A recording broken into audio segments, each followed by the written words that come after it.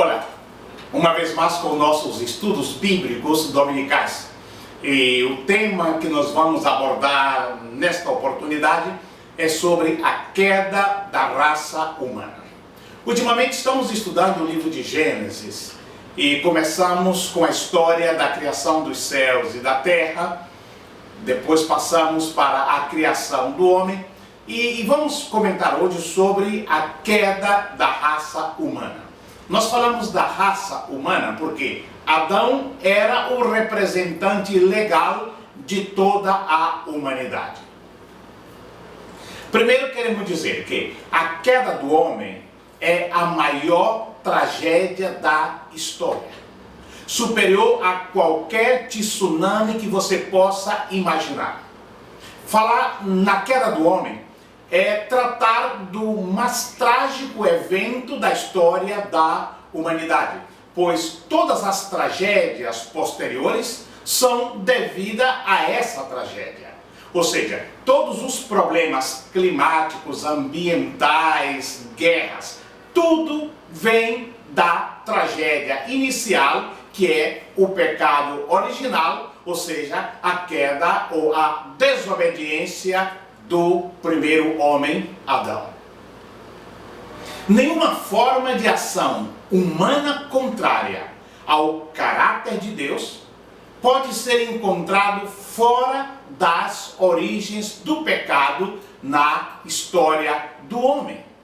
Nenhuma forma de mal vista na história do homem é mais trágica do que o que vemos aqui no livro de Gênesis, pois é aqui que nascem todas as desventuras da humanidade. Tudo tem seu início aqui no livro de Gênesis. Eu sei que alguns objetariam a isso por ser demais simplista com a realidade. Em vez de grandes e terríveis males que têm acontecido, têm sucedido à humanidade, especialmente na história recente, Primeira Guerra Mundial, Segunda Guerra Mundial, as crises no Oriente Médio. Contudo, o defeito fundamental do ser humano e do mundo é demonstrado em sua desconexão com seu Criador e com sua rejeição à sua palavra. Tal atitude vista em Adão e Eva é repetido diariamente. Isso é a evidência fundamental desta desconexão do homem com o seu Criador. Por isso, o evento narrado aqui no livro de Gênesis é o mais trágico evento da humanidade. Comecemos com a parte boa. Eu digo que o homem é um privilegiado por Deus. Por quê? Enquanto todas as coisas foram originadas por ordens imperativas, haja luz, produza a terra, etc., o homem foi criado de uma forma meiga, maravilhosa e especial. Porque o homem foi uma criação da Trindade. Observe que no livro de Gênesis, no capítulo 1, no versículo 26, diz: Também disse Deus, façamos o homem à nossa imagem, conforme a nossa semelhança. Tenha ele domínio sobre os peixes do mar, sobre as aves dos céus, sobre os animais domésticos, sobre toda a terra e sobre todos os répteis que rastejam na terra. Portanto, o homem é o único ser que está nominalmente citado como uma criação coletiva da Trindade, demonstrando aqui o imensurável amor do Pai pela sua criatura. O homem estava destinado a viver na plenitude da comunhão com o seu Criador, ou seja, da comunhão com Deus, porque vemos no livro de Gênesis que ele podia falar diretamente com Deus, sem intermediário, face a face, como fazia na virada do dia. Ele teria pleno e absoluto domínio sobre toda a terra e tudo o que nela existisse. Mas nós notamos em seguida que, vendo Deus, que ainda faltava alguma coisa ao homem que ele tinha criado, alguma coisa para completá-lo, o que é que ele faz? Ele criou a mulher, uma companheira e auxiliadora para completar-lhe a vida. Aí nós temos Deus iniciando a instituição da família, o núcleo mais importante e fundamental na vida do homem e também de nossa sociedade, a família. Entretanto, Deus, tendo criado o homem, tendo criado a mulher, formado uma família, Deus colocou apenas uma única restrição para o dia a dia do primeiro casal, da primeira família. Adão e Eva poderiam tudo, exceto uma coisa, uma única coisa. No livro de Gênesis, no capítulo 2, versículos 16 e 17, nos diz: E o Senhor Deus lhe deu esta ordem: de toda árvore do jardim comerás livremente, mas da árvore do conhecimento do bem e do mal não comerás, porque no dia que dela comeres, certamente morrerás. Mas Deus estava privando o homem de algo que talvez lhe fosse favorável? Não. Porque vejamos as circunstâncias favoráveis. Primeiro, não conheciam o pecado por experiência. Segundo, não tinham doenças. Terceiro, tinham perfeita liberdade, toda espécie de comida, pouco trabalho, nenhum inimigo visível. Quarto, o homem tinha vida espiritual diretamente do Espírito de Deus. Quinto, tinha domínio sobre toda a criação. Sexto, havia um fiel companheiro para cada um. A prova que Deus coloca que é simplesmente que eles não deveriam comer de uma árvore. Podiam comer de todos os frutos. Mas aqui no capítulo 2, versículos 16 e 17, diz que havia apenas uma fruta no planeta Terra que Adão e Eva não poderiam comer. Se eu tenho todas as frutas do planeta, por que eu vou me importar apenas com uma? Mas Satanás, o arqui-inimigo de Deus, ele tem um único propósito. No Evangelho de São João, no capítulo 10, no versículo 10 diz: o ladrão vem somente para roubar, matar e destruir. Eu vim para que tenham vida e a tenham em abundância. Palavras de Jesus. E nós vemos no livro de Gênesis que o propósito da serpente ou de Satanás era roubar a bênção da mulher, Eva, que vivia na presença do Pai. Era seduzir para condená-la à morte e assim destruir a sua fé, destruindo a obra do Senhor na sua vida. Nós que somos cristãos, sabemos que o Senhor Jesus nos oferece outra perspectiva. Ele disse: eu vim para que tenham vida, e vida em abundância. Acreditem, o método ou os métodos do inimigo não mudaram. não mudaram nada desde então até os nossos dias. O texto de Gênesis diz: mas a serpente, mais sagaz que todos os animais selváticos que o Senhor Deus tinha feito, disse à mulher.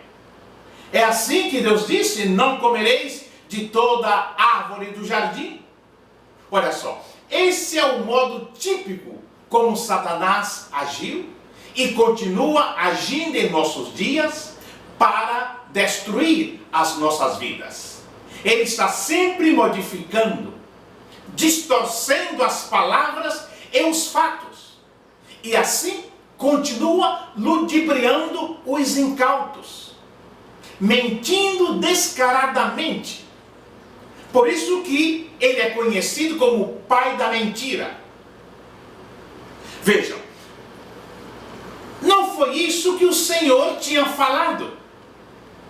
Mas no seu projeto diabólico para destruir o homem, ele manipula as palavras. E quero dizer, meus queridos, que na atualidade é como usar os seus partidários, seus enviados, de forma dos falsos amigos, insistindo com você para, por fim, levá-lo a pecar. Aí dá-se a queda do homem. Pelo texto bíblico, nós vemos que a mulher caiu sob a tentação, levando consigo seu marido Adão a uma condição lamentável. Assim, Adão, que foi constituído como chefe da criação, se sujeitou pelo seu pecado, pela sua desobediência a Satanás, passando sua lealdade de Deus ao diabo.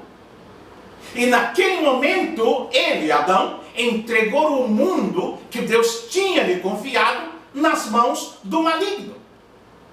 Desde então, o diabo se constituiu como príncipe deste mundo, como está em João capítulo 14, versículo 30. Deus deste século. 2 Coríntios capítulo 4 e versículo 4.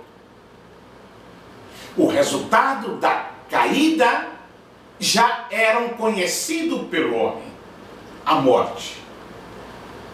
Deus tinha dito: no dia que comeres, certamente morrerás. A morte foi o pior castigo que veio em consequência da desobediência do homem. Tivemos vários castigos, mas esse foi o principal. O castigo, a morte, sobre o homem, pode ser dividido em 3 diferentes manifestações. Primeiro, a morte espiritual. Segundo, a morte física. E terceiro, a morte eterna. Alguns me dizem: mas Deus não tinha dito que no dia em que comessem do fruto proibido, morreriam? E alguns se confundem com esta promessa de julgamento feita por Deus.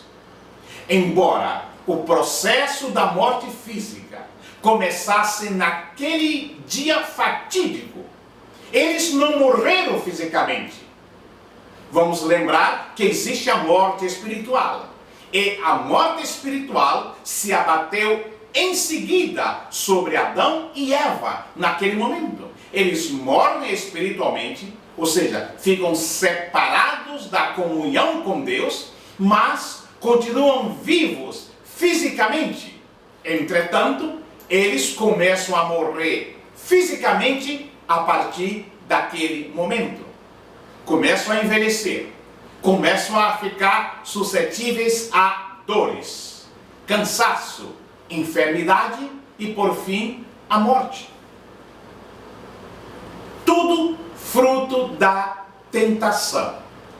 Se você observa em 1 João capítulo 2, no versículo 16, ali temos a lição de que toda a tentação do mundo consiste em 3 pontos. Primeiro, os desejos da carne.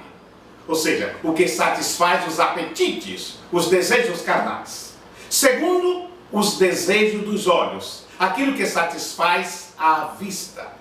E terceiro, a vanglória da vida, ou seja, o que satisfaz o orgulho próprio.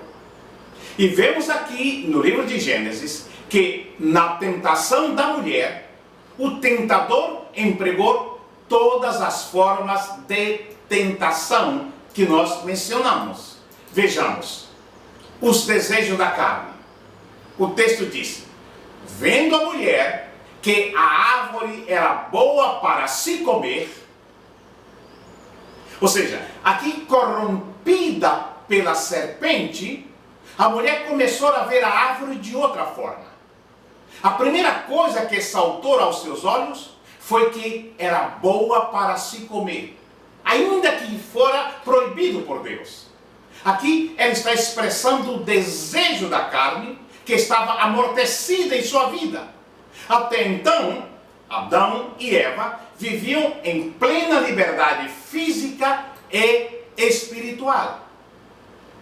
Vendo a mulher, sobre o olhar da mulher, eu lembro-me que, lendo um livro de Calvino, ele disse: este olhar impuro de Eva, contaminado com o veneno da concupiscência, tanto era o mensageiro como o testemunho de um coração impuro. Antes, ela podia olhar a árvore com tal sinceridade e nenhum desejo de comer.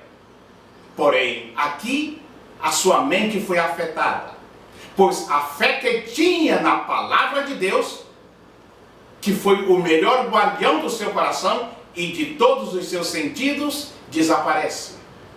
Meus queridos, o maior obstáculo para a nossa vida espiritual é o desejo da carne que existe em todos nós. Em segundo lugar, o desejo dos olhos. O texto diz: era agradável aos olhos.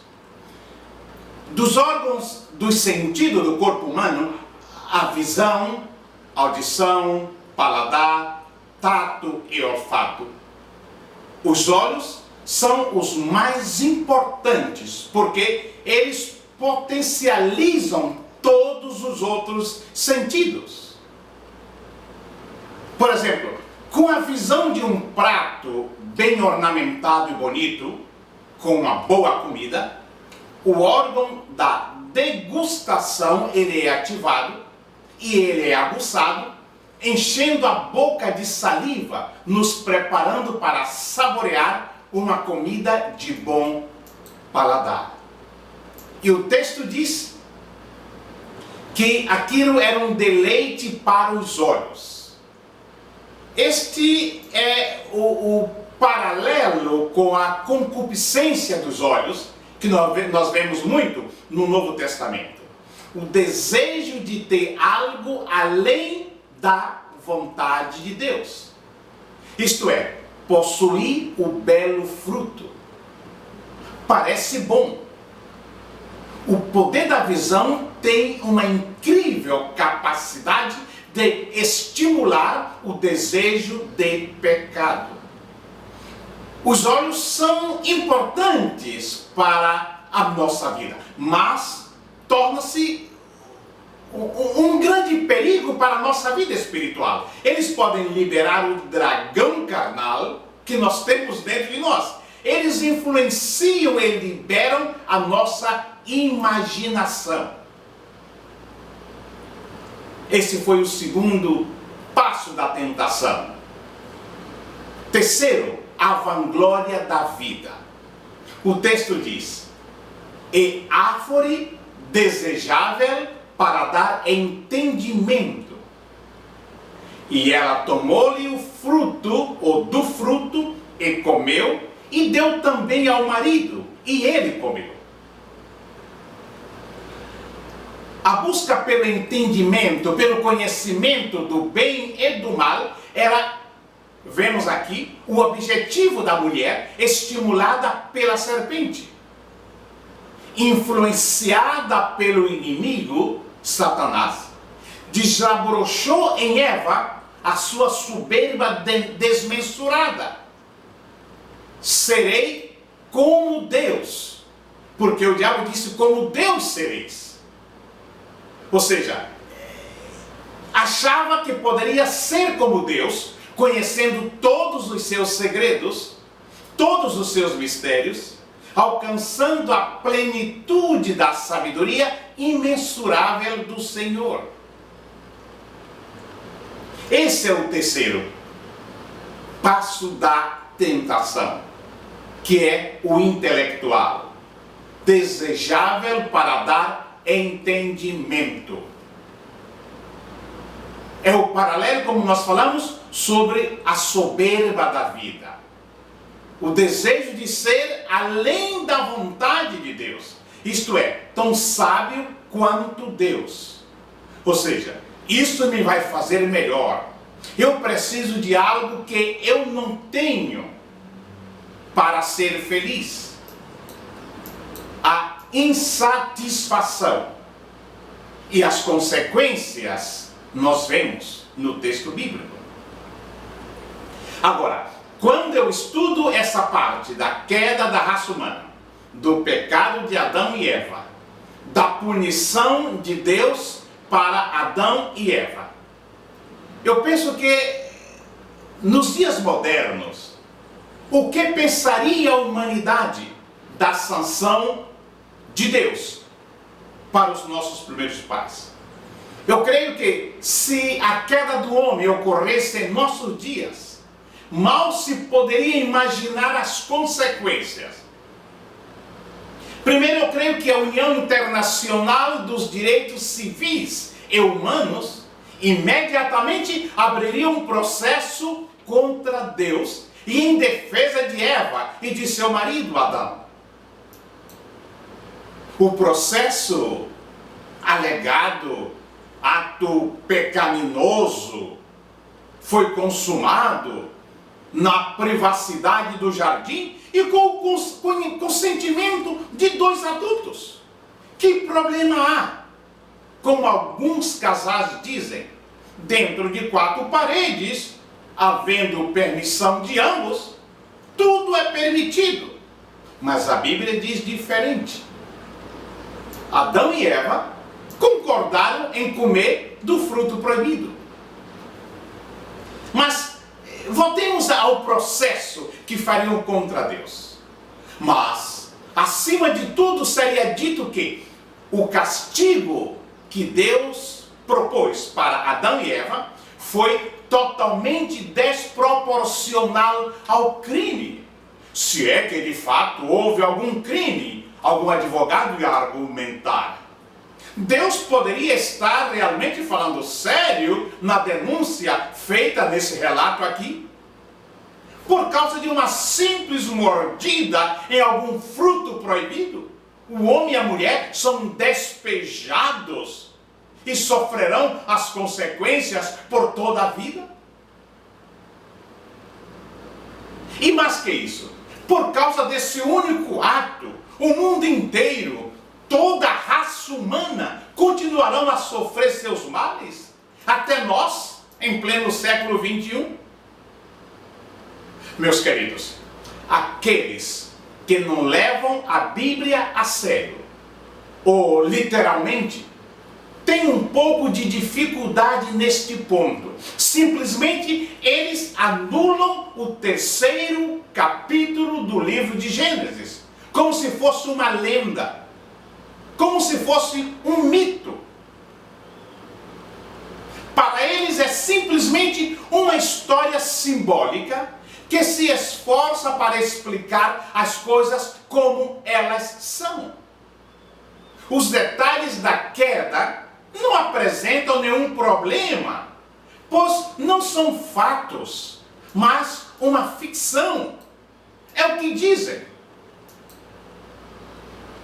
Mas a estrutura dos primeiros capítulos de Gênesis requer uma descrição da queda do homem.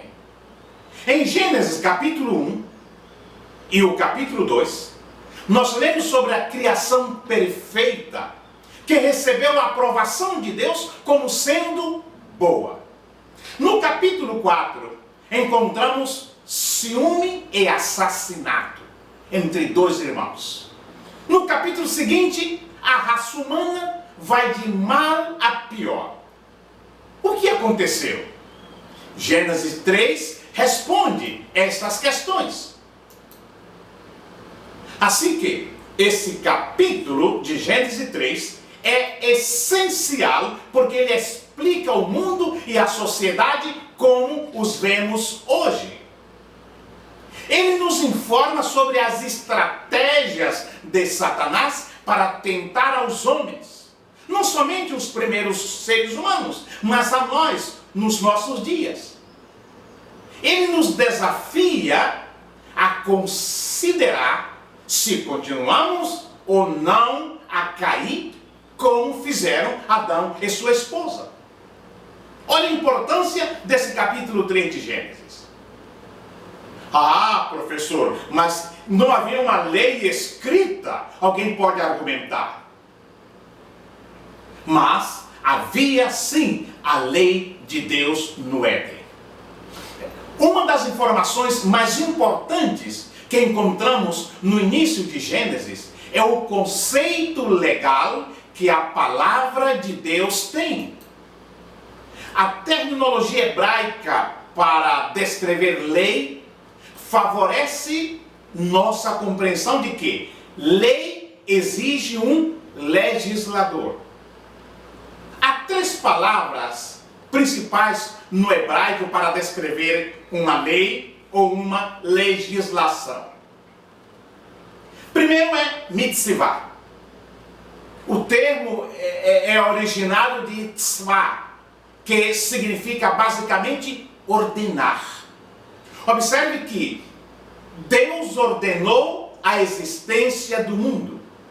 E por essa razão, todas as criaturas e elementos lhe obedecem às ordens.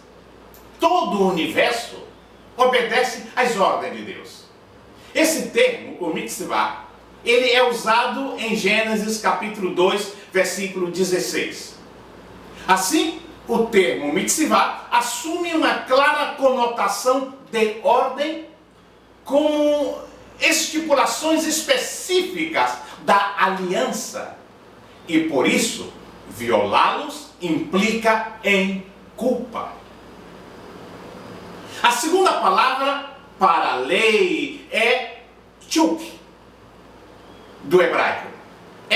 Essa palavra normalmente é traduzida como estatuto, decreto, ordenança, dever e também como obrigação. Ela é vista como uma regra ou prescrição imposta por Deus. Isso você vai ver em Êxodo capítulo 18, versículo 16. E no geral, isso implica em deveres e direitos.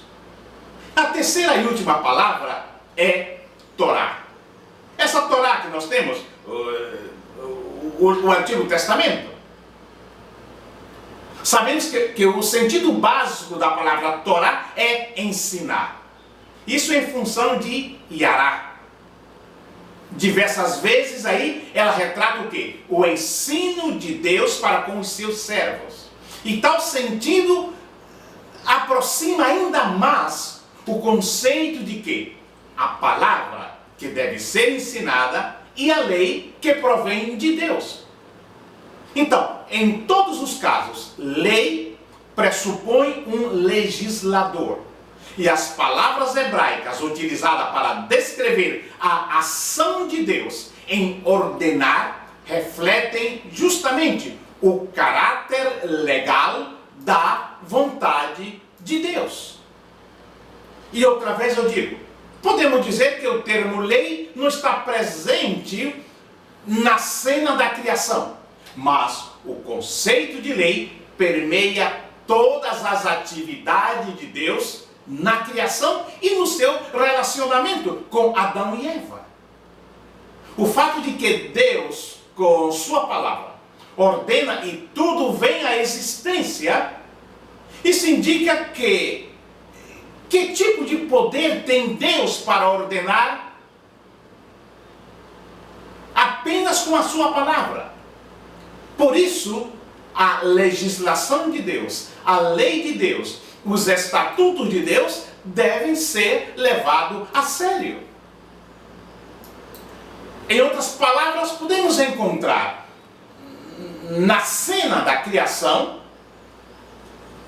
evidências da manifestação da vontade restritiva e permissiva de Deus, e que a omissão ou violação dessa vontade implica em violação do caráter do Criador e, por conseguinte, é pecado. Aí vem a figura do tentador. Aí vem o pecado do homem. Quando você está lendo a linda história do Gênesis, a linda história da criação, de repente, abruptamente, sem nenhuma introdução, aparece no versículo primeiro aqui, a serpente. Estamos preparados para encontrar Adão e Eva. Os dois aí no jardim, mas não estamos preparados para encontrar a serpente. Disse que a serpente é uma das criaturas de Deus. Deus a criou.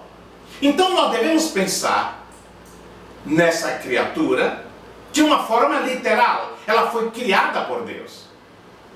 Vemos que a revelação posterior em relação à serpente nos informa que o animal estava sendo usado por Satanás, que é descrito na Bíblia como dragão e também como serpente, em Apocalipse capítulo 12, versículo 9, Apocalipse capítulo 20, versículo 2. E tem aquele diálogo com a mulher. Respondeu-lhe a mulher: do fruto das árvores do jardim nós podemos comer, mas do fruto da árvore que está no meio do jardim, de uma forma bem estratégica, disse Deus: dele não comereis, nem tocareis nele, para que não morrais. Aí nós notamos que o inimigo atingiu seu primeiro alvo, confundiu a mulher, levando inclusive a modificar a palavra do Senhor. Porque Deus não disse: nem tocareis nele. Aí nós vemos que na confusão, inadvertidamente acrescentou que o Senhor, algo que o Senhor não tinha dito, modificou a palavra de Deus, abrindo uma brecha para que a serpente aprofundasse a sua investida. Mas qual foi essa brecha? Ela não guardou a palavra do Senhor em seu coração.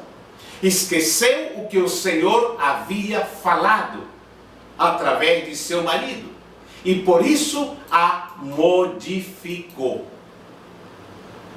Jesus disse: errais, não conhecendo as Escrituras, nem o poder de Deus. Em Mateus capítulo 22, versículo 29. O salmista diz: guardei a tua palavra no meu coração, para não pecar contra ti. No Salmo 119, versículo 11. Então, nós vemos que a serpente disse à mulher: é certo que não morrereis, porque Deus sabe que no dia em que dele comerdes, se vos abrirão os olhos, e como Deus sereis, conhecendo do bem e do mal.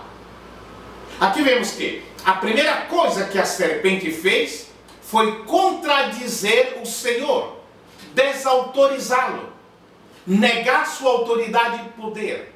Não, nada acontecerá. Isso é bobagem de pecado. Isso não existe. Céu e inferno, isso é coisa de religião. O céu e o inferno estão aqui mesmo na terra. Isso não passa da idiotice, de coisa de religiosos fanáticos. Deus não vai punir ninguém. Ele não pode fazer isso com a sua própria criatura. Isso é para amedrontar os fracos. Não tenha medo, você é livre para fazer o que quiser da sua vida.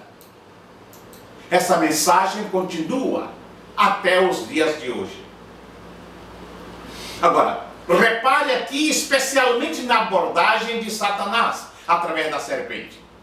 Ele não se aproxima como um ateu ou como alguém que desafiaria logo de cara a fé que Eva tinha em Deus. Você percebeu que no texto Satanás sequer mencionou a árvore da vida ou a árvore do conhecimento do bem e do mal? Isso é um ataque sutil.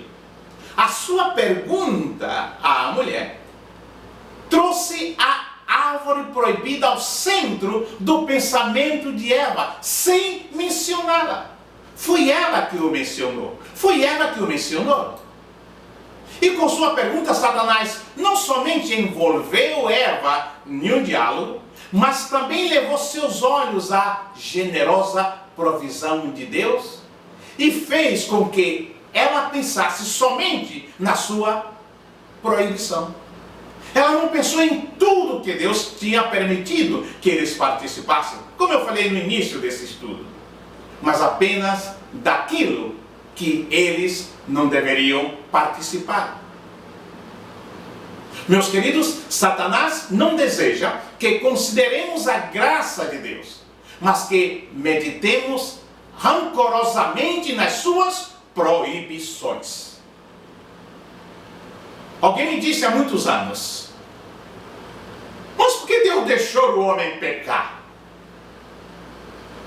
Aí vem o livre-arbítrio. Desde aquele dia, muitas pessoas têm citado a história do pecado original, o pecado do primeiro casal, como prova de alguma injustiça por parte de Deus. Alguém disse: vocês acham justo Deus criar o homem e permitir uma tentação, sabendo que as consequências seriam tão graves? Ironicamente, as mesmas pessoas que assim julgam a Deus, desejam exercer exatamente o mesmo privilégio que levou à queda no Jardim do Éden. Ou seja, a capacidade de escolher e tomar suas próprias decisões. Deus realmente poderia ter criado os homens como uma raça de robô, controlado desde lá do céu, mas não fez.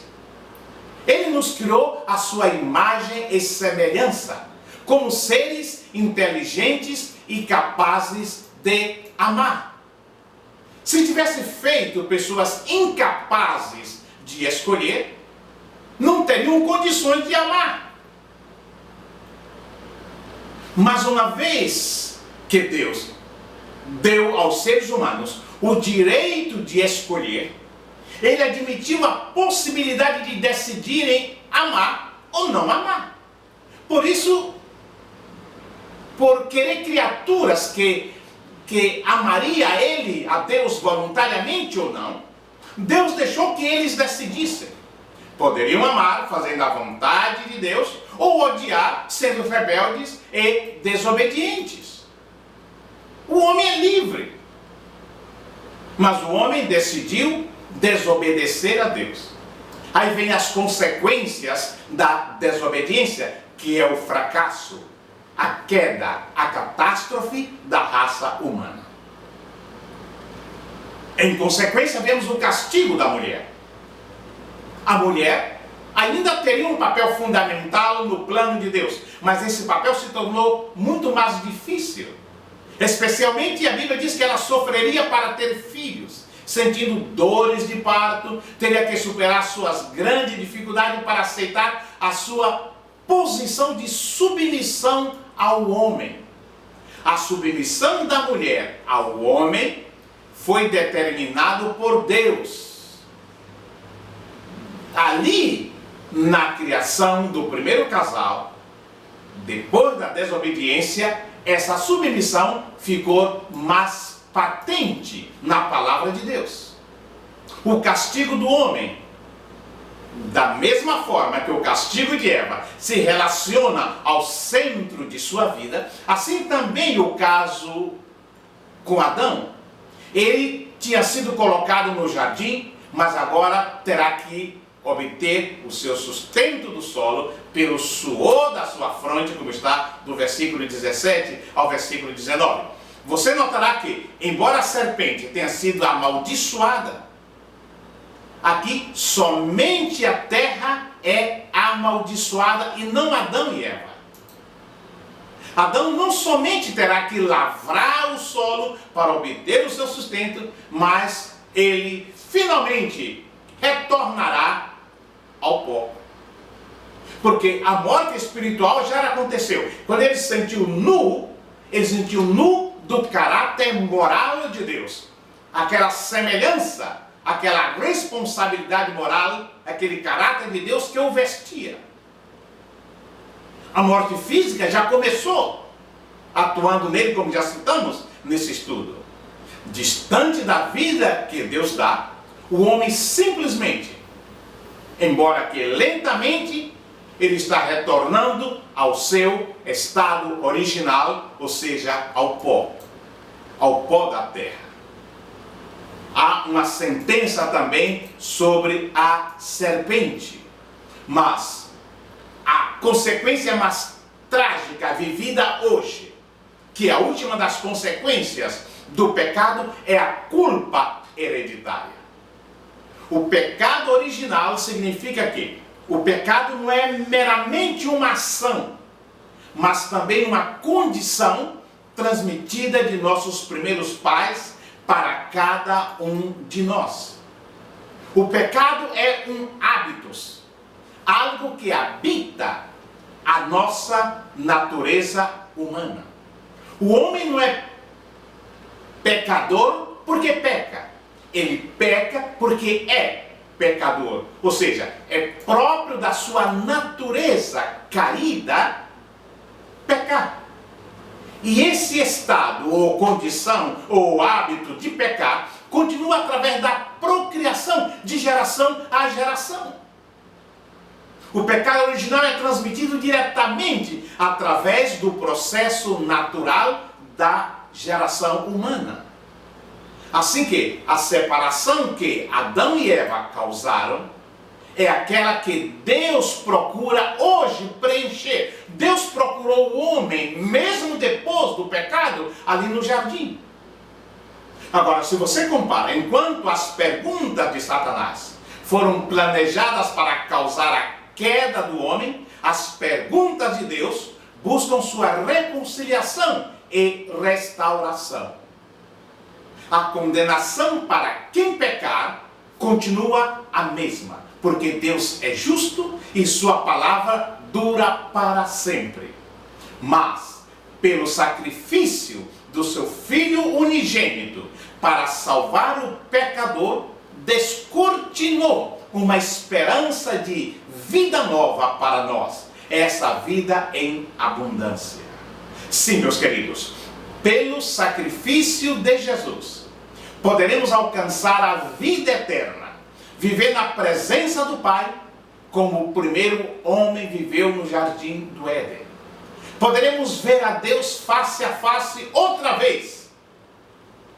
Um preço alto foi pago por Jesus na cruz, para que essa esperança fosse criada. A raça humana caiu, mas Cristo, na cruz do Calvário, quando ele diz, tudo está consumado, abriu uma oportunidade para que todo aquele que nele crê não pereça, mas tenha a vida eterna. Que Deus nos abençoe.